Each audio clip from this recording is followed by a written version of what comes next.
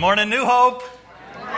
And happy Father's Day. Yeah, I want to thank all you guys. You guys are awesome.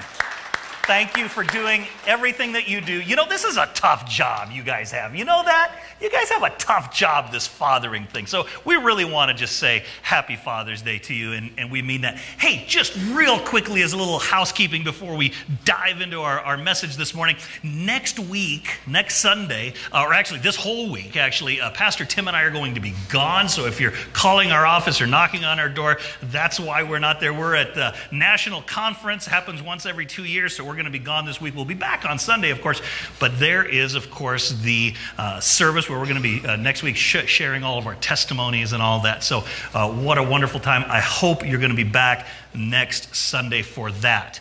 And you know, I think it was 3, 4, 5 weeks ago, we had maybe 4 weeks there where we had every elder at New Hope come up and share something, either lead Lord's Supper or share a sermon or something like that. And we wanted to get that. We did that because we wanted to get those guys in front of you.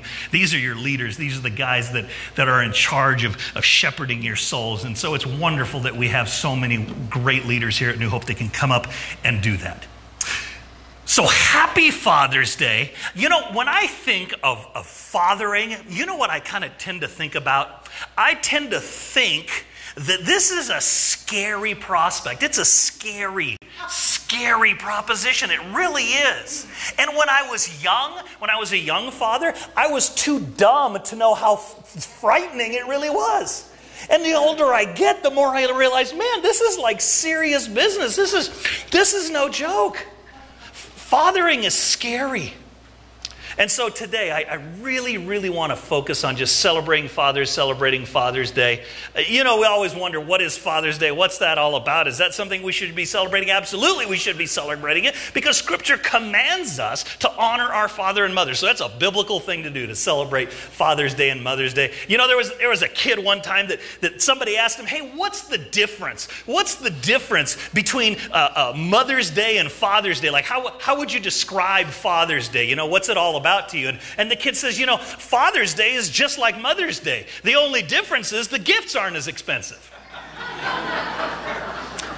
You know, someone noticed one time that the word father appears in the dictionary just before the word fatigued. It also occurs just after the word fathead. So just in case you're wondering. So for all you fatigued fathers out there, I just want to give you some encouragement this morning. I really do. Because, just like we said, being a dad is hard. Being a dad is hard. So today, we want to talk about the idea of fear and fatherhood, because they kind of go hand in hand sometimes. They kind of go hand in hand. Being a dad can be scary. The task of raising children, listen, it's exhausting. It really is. I've got 3 kids that are 2 kids that are out of the house, 3 kids that are grown. Third one's going to be 18. Of course, I got a 4-year-old too, because God has a sense of humor and He wants to keep you humble, right? So, but the task of raising children is just exhausting. Realizing the responsibility that you have can just be overwhelming and terrifying at times. So there's a certain element of fear that comes with fatherhood. You ask questions like, will I be the dad that my kids really need? Am I up to this? Will I do as good or not better, or if not better than my dad? As I try to pass on some of my good attributes to my kids, both of them, am I going to pass on my bad attributes to my kids? All 50 of them, right? So that's the problem. It's scary. It really, really is scary. Will I live up to my wife's expectations? I just answered that right now. No. Okay, so let's just get that out of the way. Will I live up to my wife's expectations of what she thinks a father is? Will I meet God's expectations for me as a father? Of course, I can't live up to His standards, but He gives me a standard at least to shoot for. Will I fail as a father? And I can answer that question right now. Many of us will fail. All of us actually will fail in some way as a father. I've failed many ways as a father. I've messed up and made mistakes in my life, but that doesn't mean your entire fatherhood is defined by failure. It just means you made some mistakes, and we're all in that boat. So, even in the midst of fear, I should recognize something about fatherhood, and that is that children are a blessing from the Lord. Children are a blessing from the Lord. You know, we joke about it and whatever, but really, they are. They are a blessing from the Lord. Psalm 127, 3 through 5 says, "Behold, children are a heritage from the Lord, the fruit of the womb, a reward. Like arrows in the hand of a warrior are the children of one's youth. Blessed is the man who fills his quiver with them." So children are a blessing from the Lord. They really are. You know, I think of my little 4-year-old, and she gets scared at night. She'll get scared at night, and she'll sometimes call, you know, "Mommy, Daddy, come here," and we'll come in there. And so I heard of a story of a young daughter who kept calling her father into her room at night because she was afraid, and each time he tucked her into bed, he reminded her, "Hey, Jesus is with you," just like we do with Lily. Jesus is with you, and he's going to keep you safe. And so several nights this just kept going on and on and on. And finally one night the dad asked her if she had prayed to Jesus to keep the fear away. And the girl said, "Oh, yes, absolutely, I prayed." And the dad said, "Well, what happened?" She says, "Well, I prayed to Jesus and he told me to come get you." You know, a father's role as the defender, the protector is so critical, so pivotal, so vital. Let me tell you this. Women, you mothers, you are irreplaceable. You're absolutely irreplaceable. But I want to tell you something. While a woman can teach a boy a lot of things, there's one thing she cannot teach him, and that's how to be a man. Only a man can do that. And no woman can model for their young girl, their young daughter, what their husband should be like. Only a father can do that. It takes a man to do that. And so guys, please don't check out of your responsibility. Don't get frustrated. Don't give up, even though it's tough, even though there's a lot of fear involved. Do your best. Pour yourself into your kids. Your kids need you. They need you. Now, even the best fathers fail in some respect. We all fail at fatherhood to some degree. And so one of the first things I want to talk to you about this morning when we're talking about fear and fatherhood is I want to talk to you about fatherhood and frailty. Fatherhood and frailty. See, we're all frail. We're all broken. We're all weak. We all fail at some point to some degree. And a good father realizes right off the bat that he's not perfect, and he's willing to admit it. He's willing to admit that he's not perfect. See, we have to release ourselves from the expectation of flawless fatherhood. It's never going to happen. It's never going to happen. We could spend hours today, looking at all the great men throughout Scripture from beginning to end that God used in mighty and powerful ways, and yet they failed on many levels as fathers. Had serious shortcomings when it came to being a father. So it's not uncommon for even the best men to make serious mistakes in fatherhood. Why? Well, because many of the mistakes of fatherhood are made in ignorance. I know I made so many mistakes in fatherhood early on. I just didn't know better. Like I was trying to do my best. I honestly was. I told myself, man, I am going to be the best father. And I looked at all the things in my own life and my own past that I couldn't stand when I was growing up, and I would never let that happen to my kid. I will always let them know they're loved. I will always, and I had my list, right? Because I wanted to give my kids the best childhood. And I thought I was doing good. But I made certain mistakes, because I just didn't know better. We tell ourselves, I want to give my kid a better childhood than I had. And in doing so, often, we end up swinging the pendulum to the other extreme, and we end up spoiling them. We then spend their teenage years wondering why they feel entitled now. Well, it's because we try to do our best as a father when they were young and give them everything, right? So they lack nothing. And then later on, we have to deal with the consequences. So we all make mistakes. We try hard, don't we? Because we want a relationship with our kids, so we try hard to earn their love by focusing too much on things like being their friend rather than being their father. So easy to do. I've heard parents say, oh, I just want to be their best friend. Really? Whew. In the end, we wind up having neither the love of a friend with them nor the authority of a father. We sacrifice both in the end. See, making mistakes as a father is just par for the course. So just get used to it. You're going to make mistakes. Ephesians chapter 6, verse 4 says this. And this is a warning to us, by the way. The reason Scripture says this is because it's a warning. Lord knows this is going to happen. Fathers, do not exasperate your children. Instead, bring them up in the training and instruction of the Lord. Some of your translations may say the nurture and admonition of the Lord. Okay? Why does he say this? Well, because he knows we have the propensity to mess up.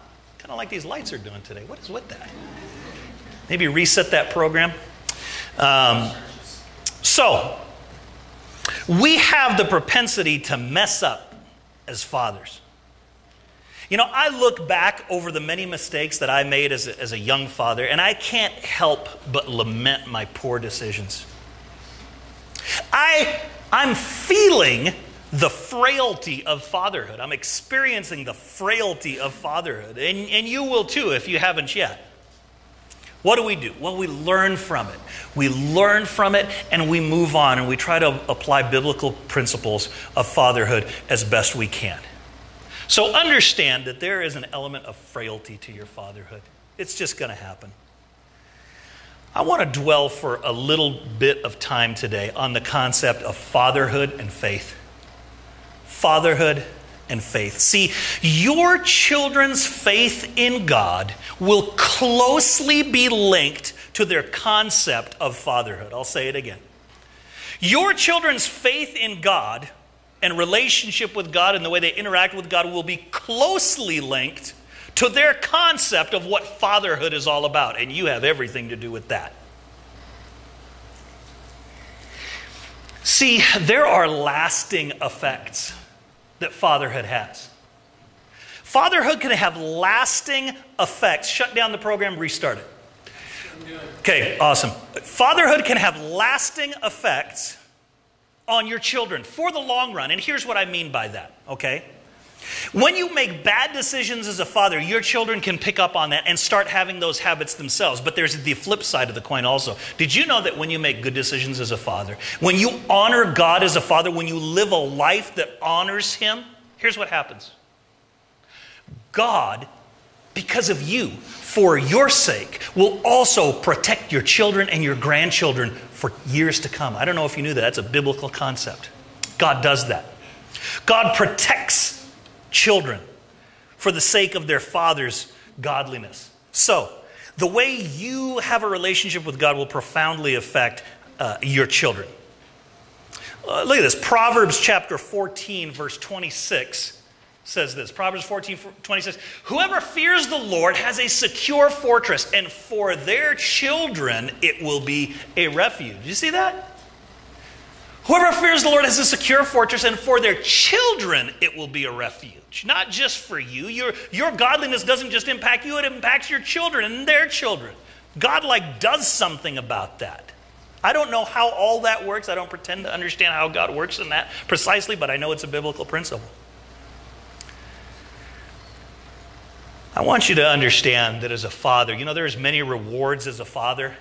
We think of getting time to play with our children and how they're going to grow up and we're just going to be friends and, all this stuff. All these rewards, enjoying Father's Day. And there are many rewards to fatherhood. But I want to tell you something. Here's the greatest reward. The greatest possible reward for fatherhood is this. Look at this passage. This is 3 John chapter 4. 3 John, verse 4 rather.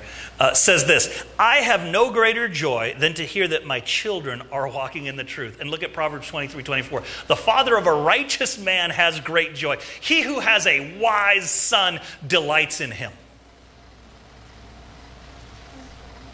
There is nothing more important than that. And I want to tell you, as a father, this is it. This is all that matters to me, really. In the end, this is all that matters.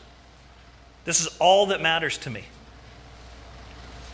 When I was a young father, I used to always pray, and to some degree I still do, but I used to, my big prayer was, Lord, make my kids healthy.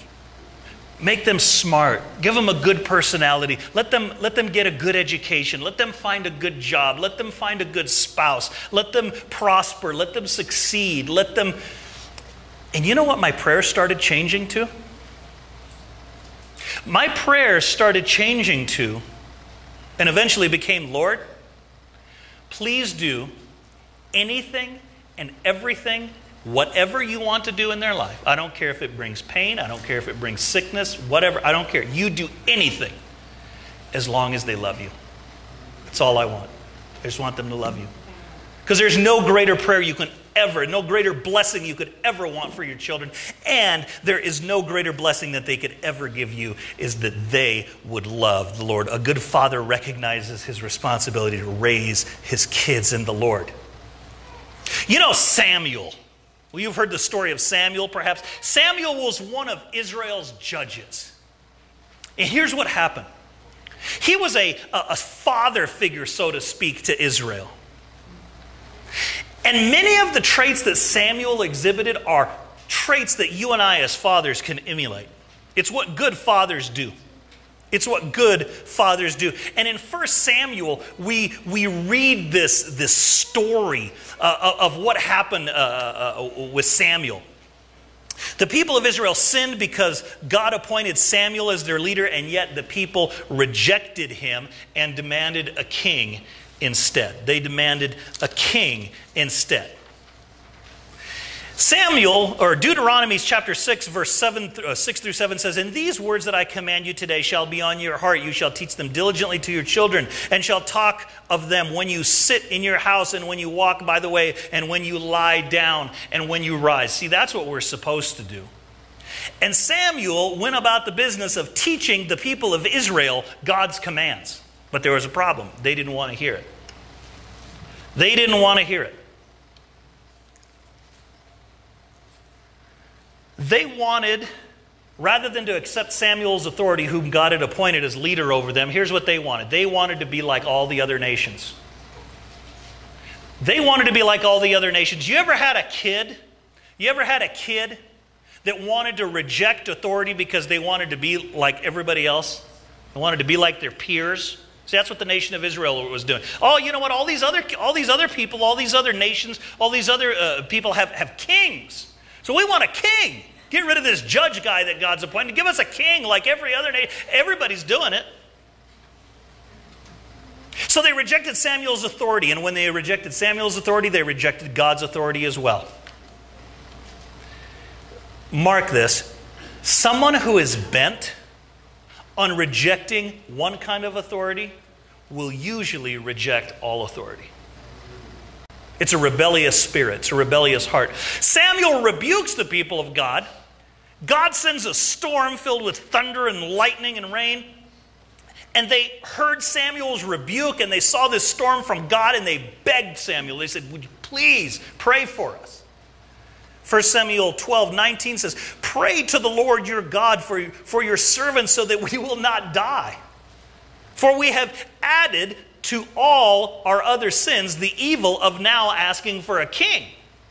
So in the midst of their fear, Samuel reassures them that he will pray for them, and he does pray for them. He also does several other things that a father should do for his children. One of the basic responsibilities of a loving father is to be a disciplinarian. You notice how Samuel spoke to these people? Hebrews 12:9 says this, "We have all had human fathers who disciplined us, and we respected them for it." You know what? In the end, maybe not right now, but in the end, your kids will respect you for disciplining them. Your kids will respect you for disciplining them. So fathers, don't be afraid to discipline your children. Samuel had to set the standard for the people of Israel, and he did. But the people didn't want to hear him.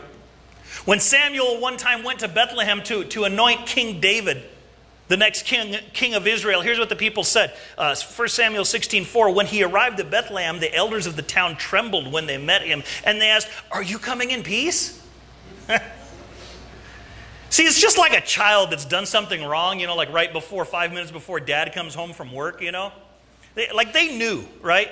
Proverbs 3:11 through 12 says, "My son, do not despise the Lord's discipline or be weary of his reproof. For the Lord reproves whom? Those whom he loves." The Lord reproves those whom he loves, as a father reproves the son in whom he delights. Wow. You mean if I love my son, I'm going to reprove him? That's what Scripture says. You ever notice how God does that once in a while? He reproves us. He allows us to experience the consequences of our bad decisions. He doesn't bail us out. God places on parents the responsibility of teaching their children. And this is what this Deuteronomy thing is all about. See, when you read this, you realize this. God expects you to train your children in God's way. It's the best thing you can do as a father. There's nothing more important than you can do as a father than to teach your children to love the Lord. And you can do that in many ways, and we're going to get into that a little bit. But to teach your children to love the Lord, nothing's more important. College education isn't more important. The fact that they're the star of the football team, that's not important. None of that even holds a candle to their relationship with the Lord. That's the make it or break it thing. Can I ask you this? What does it matter? What does it matter if your son's the track star, the football quarterback, went to an Ivy League college, got a fantastic education, now he's a doctor, he lives somewhere in New York in a fancy $10 million villa, and he drives a Rolls Royce, and he hangs out with the best people at the best country club, and he's written a book recently that's nationally published. Like, what does it matter if all that is there and he has no relationship with the Lord? Like that's just lost. Like go in your corner and cry in the corner of your room. I mean, that's what I would do. It's just horrible to think about this. There's nothing more important than you can do than to train your kids right. Now, let me tell you this. You're going to make mistakes. You're going to make mistakes. So I want to talk to you just briefly here about fatherhood and forgiveness. Fatherhood and forgiveness. Couple points. If you're taking notes, a good father is never afraid to ask forgiveness from God for his mistakes. I know, because I've asked lots of times, because I've got lots of them. Okay? A good father is never afraid to ask God for forgiveness for his mistakes. Second, a good father is never afraid to ask his wife for forgiveness. Honey, I screwed up. I made some mistakes. I went left when I should have gone right.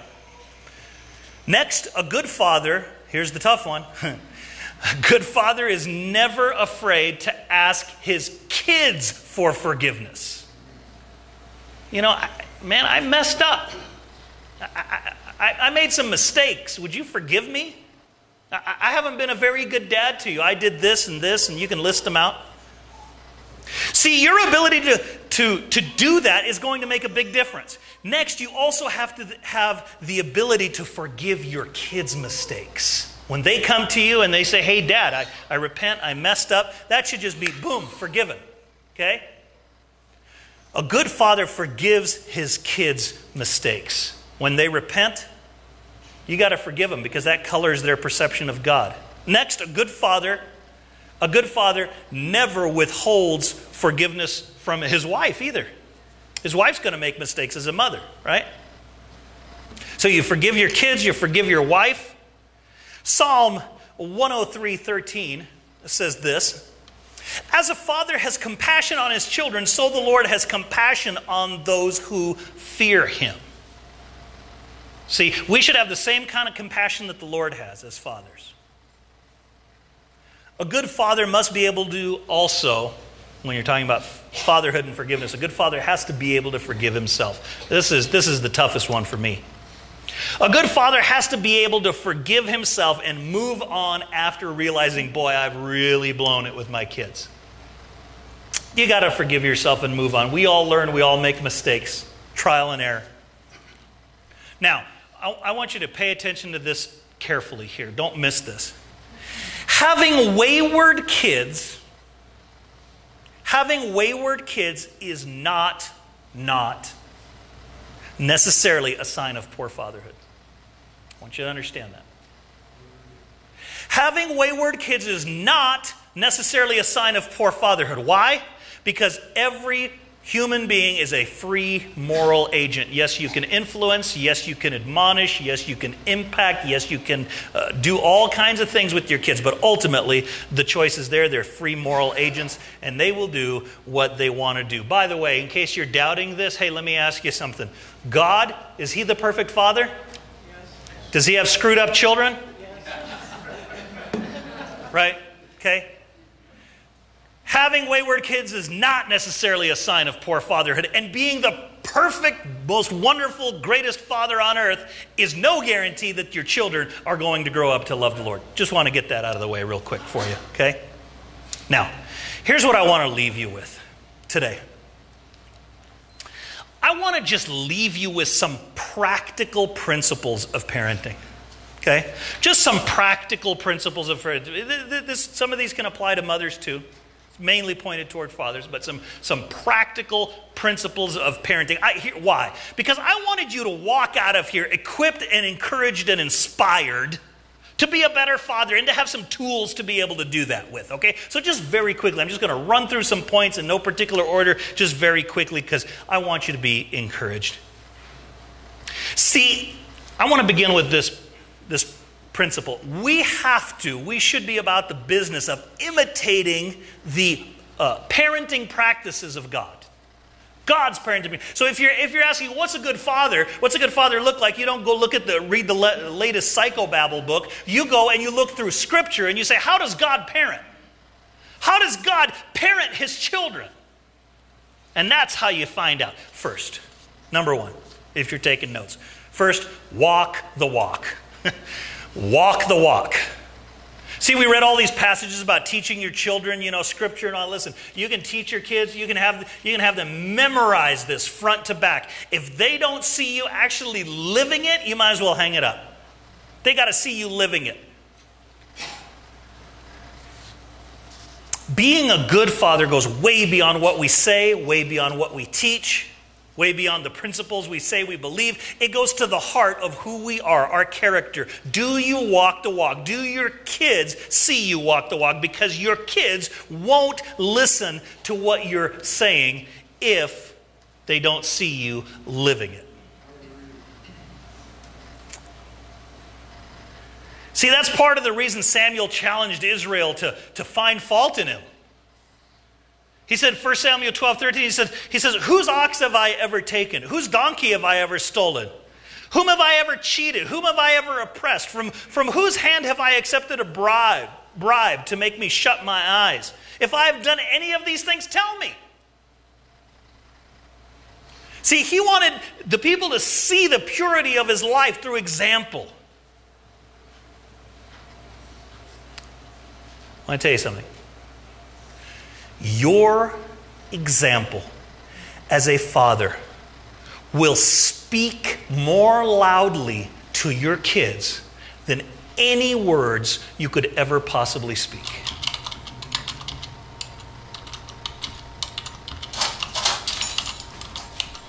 Hi, I got a call about my son, Ben.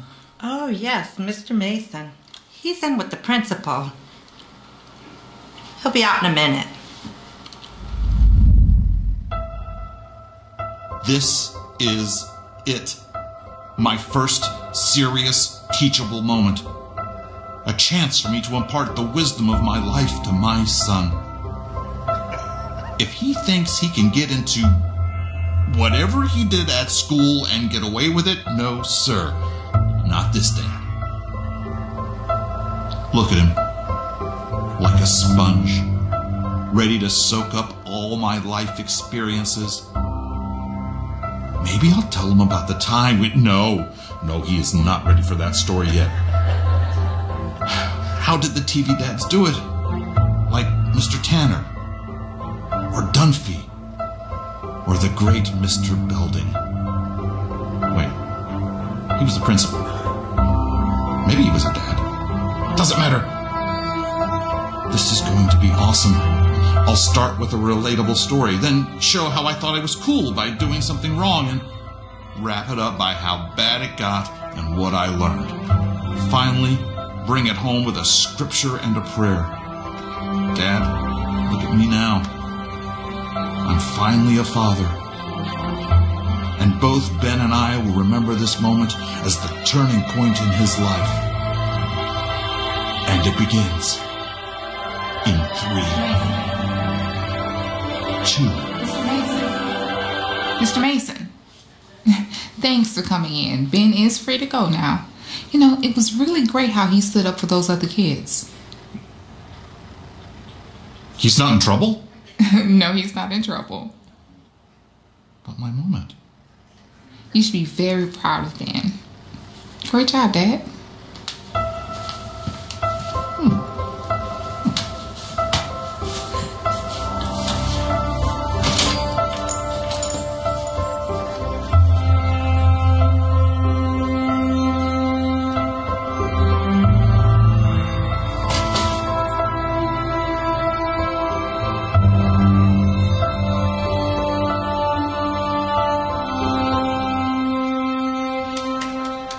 Life speaks louder than any moment. It speaks louder than any words you can say. So live it well. Your kids are watching you.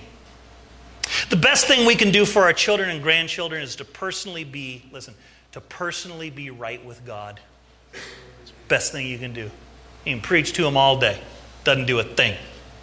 You model godliness. You be right with God. You get yourself straight with God, and you model that example so that they can see you following after Jesus hard. Let them see you continually seeking to be made more like Christ every day. There's nothing better you can do. Next, pray for your kids. Pray for your kids. Do you pray for your kids? How often do you pray for them? What do you pray?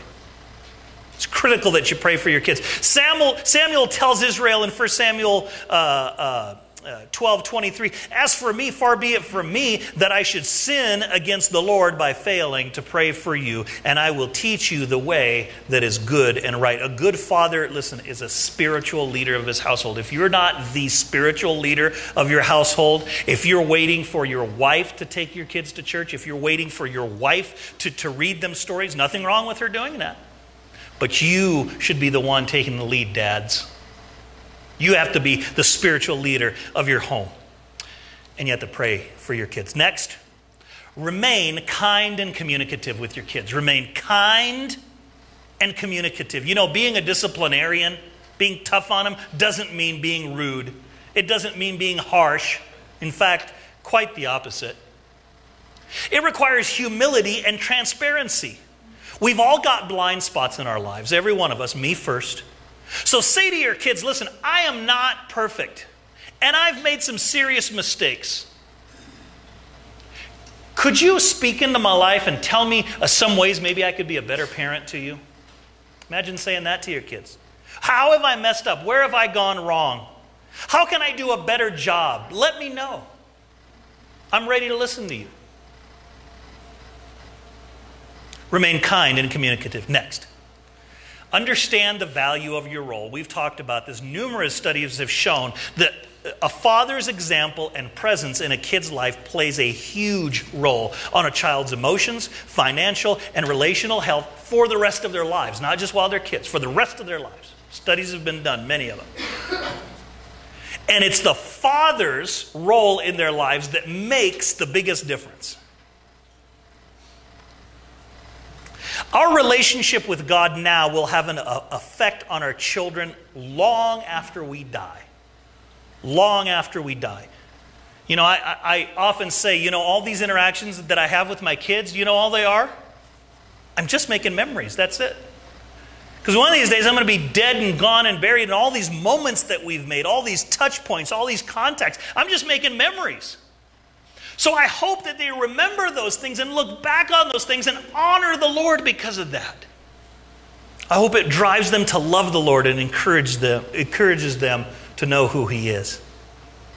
Our walk will have this umbrella effect on our kids. See, you look at, for example, David. David was a terrible guy in many respects. He had an adulterous relationship with Bathsheba. He committed murder.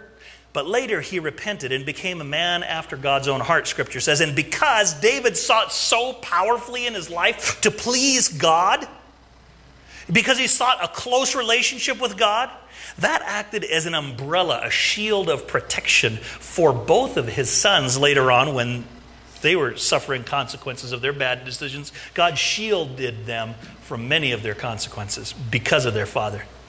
So, understand the value of your role. Next, choose fatherhood over friendship with your kids. Choose fatherhood over friendship. Good fathers set godly standards. Good fathers are willing to, watch this, they're willing to be the bad guy. You ever been the bad guy to your kids? A good father is willing to be the bad guy. If you're not willing to be the bad guy, you're going to have a hard time fathering. Be the bad guy if needs be. Your kids don't need another friend. What they need from you is for you to be their father. That's what they really need. God is willing to, you know what kind of parent God is? Listen, God, even though he loves us so much, he loves us enough to be able to endure, to be able to take our disapproval for the sake of our good. You know, people walk around grumbling at God, oh, he does this and he does that, and I can't believe the all-powerful and all-loving Father would allow this and blah, blah, blah. You know what? He's willing to take that for your own good. So be willing to do the same for your kids. Your kids may walk around, I can't believe I'm grounded. I can't believe this happened. I can't believe you. I know you can't believe it. You'll believe it soon. Don't worry. It'll be good. Take it. They don't need another friend. They need a father. Friends are everywhere. Choose fatherhood over friendship. The question is, do you love your kids enough to do what's best for them, even though you may endure their disapproval? That's the hard part. See, I've long ago accepted the fact that there will be times when my kids may hate me. So welcome to fatherhood. That's often what it's about. Their friends, your kids' friends will come and go. They'll come and go like the wind. But a father is here to stay. Ask your kids sometimes. Say, you know all those friends that have pressured you to rebel against me and your mom? Hey, where are they? Oh, they're not here anymore? Yeah, I'm still here, baby. Because I'm still here. Have you ever shrunk back from telling your kids something you know that they needed to hear just because you were afraid of how they might react? I can't say that. I can't tell them what they need to hear. I can't warn them of this. I can't, because they're going to react. They're not going to like me. Well, welcome to parenthood. That's just what Samuel did, by the way. 1 Samuel 2:24. Be sure to fear the Lord. This is his last words to them. Last words. Listen to this. Here's your last words to your kids, right? You're on your deathbed. Here's your last words, right? Watch this. Be sure to fear the Lord and serve him faithfully with all your heart. Consider what great things he has done for you.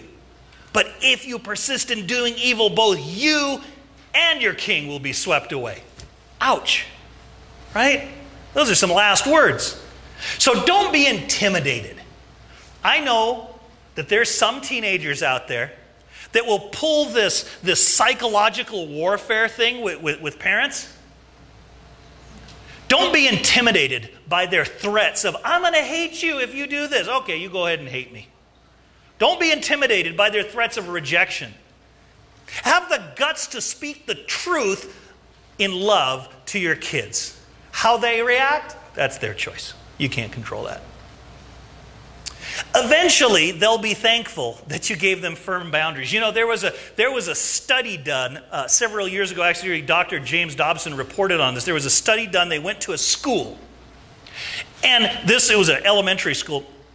And this school had this huge chain link fence all the way around the border. So they did this experiment on the kids.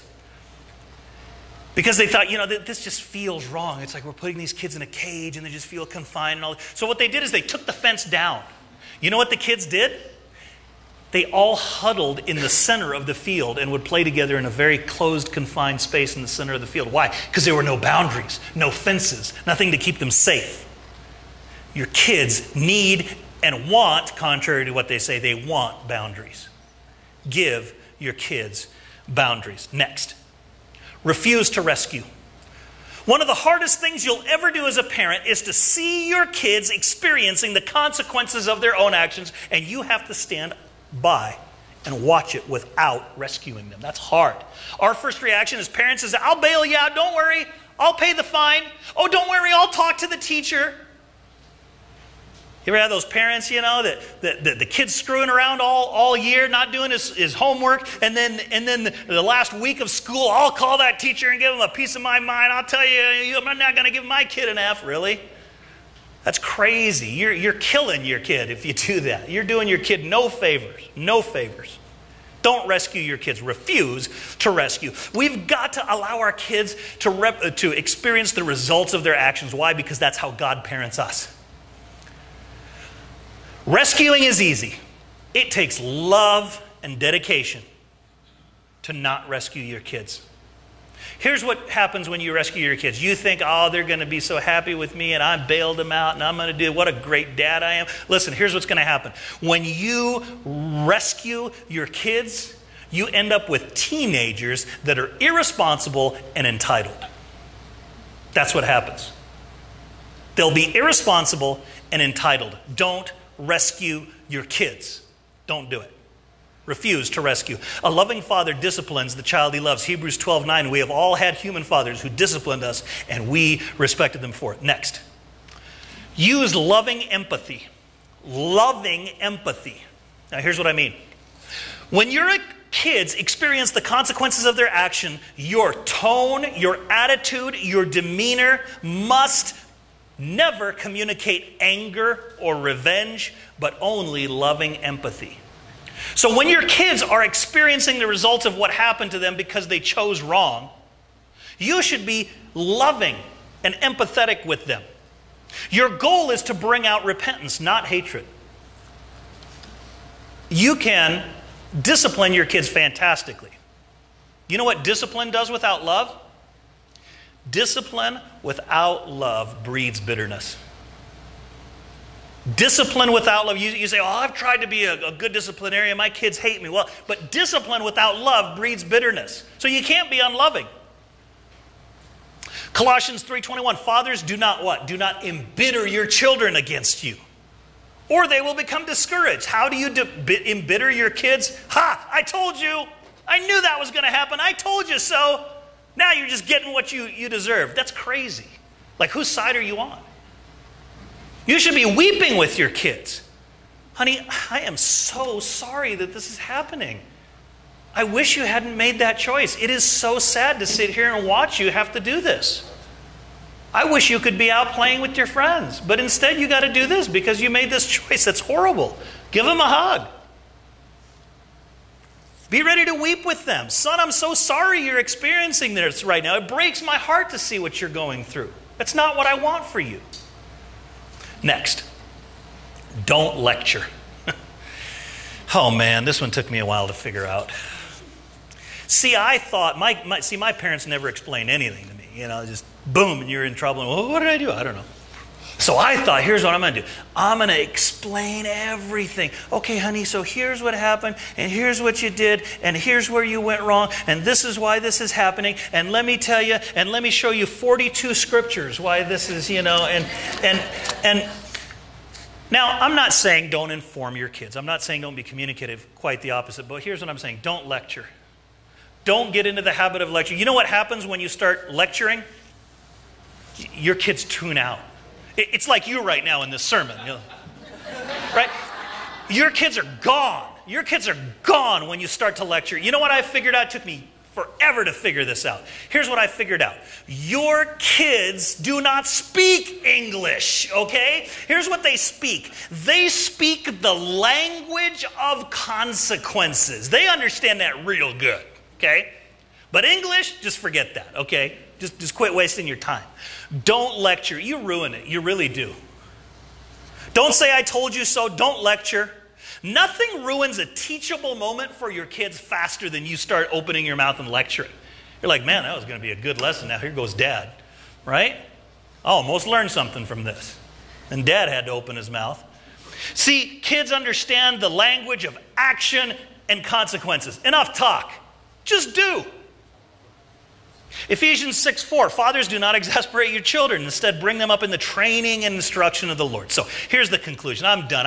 We could go on all day with this, but I just wanted to give you a few points to encourage you on Father's Day, right? So you got some ammo in your clip when you go home, right? So here's the conclusion. A good father He's there to do many things. He's there to rebuke and restore and provide and protect and to connect and comfort and correct and to guide and to give, to show grace, to deliver, to discipline, so many other things. We could go on. But all of these things ultimately is what God does. These are all things that God does. So if you want to learn how to be a great parent, study how God parents, okay? How God parents you, that's how you really want to parent your kids. You want to parent your kids in the same way that God parents you. And when you do that, you don't have to fear fatherhood so much. It's interesting that when there's a good father around, how there's no need to fear. It can be, the world can be storming and raging around you. When there's a good, loving father, there's no need to fear. We're secure. Why? We're secure in his love. And in rebellion, it is so easy to forget this principle. When we rebel, it's so easy. Whether we're rebelling against our earthly parents or whether we're rebelling against God, here's the thing that's so easy to remember, or so easy to forget. Being under authority also means you're under protection. With being under authority comes being under protection. You don't want to be under authority? No problem. Good luck. It's a big, bad world out there. When you're out of authority, you're out of protection. So put yourself under God's authority, would you? So that you can also be under his protection.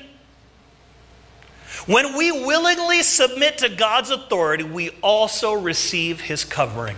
We receive his blessing. We receive his provision. And we receive his protection. Do you know God is your loving Father today?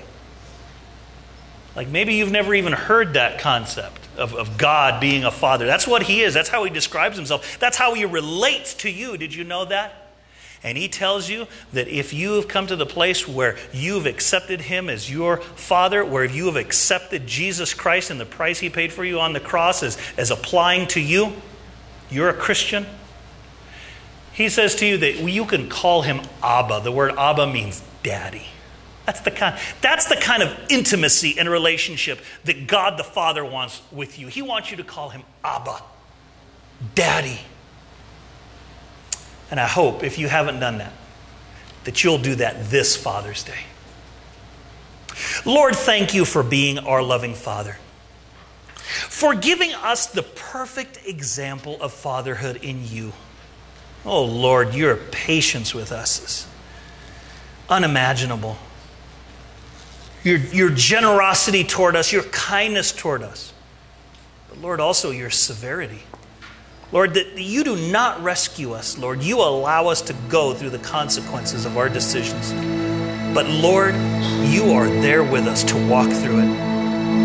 And as we experience those results of our mistakes, Lord, you are there to hold our hand, to love us through it, to weep with us, to guide us, and to wait with open arms when we're ready to receive you back.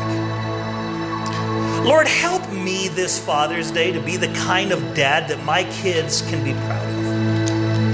Help me to be the kind of dad that teaches his kids how to live and how to love, not by my words or my lectures, but by my life. Most of all, Lord, today, help us to be the kind of dads that point our kids to you, because a relationship with you as the ultimate loving Father is the most important thing, the greatest gift we could ever give our kids.